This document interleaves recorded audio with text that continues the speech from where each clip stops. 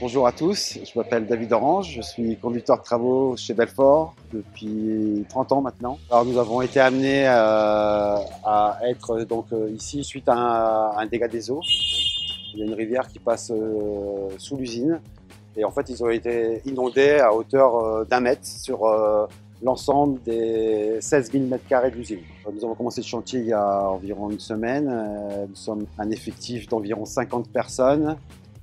Donc, nous travaillons en régie et là nous allons entamer notre deuxième week-end, toujours avec un effectif d'environ entre 40, 50, 60 personnes, qui dépend des urgences et à la demande du client. Les premières urgences qui ont été demandées, c'était déjà dans un premier temps d'essayer d'évacuer le plus de boue possible pour pouvoir essayer de circuler et limiter justement les risques de glissade et autres, pour pouvoir ensuite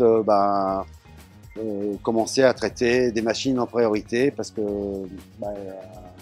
leurs stocks fondent assez rapidement, donc il faut qu'ils produisent pour éviter que justement les usines soient à l'arrêt. Dès les premières priorités au niveau des machines, on a été amené à créer un atelier électro pour pouvoir traiter tous les éléments des armoires électriques. Par rapport à ça, on est aidé aussi par le service maintenance des gens de l'usine, ainsi que des entreprises extérieures. Ça concerne beaucoup les moteurs qui partent en traitement ailleurs.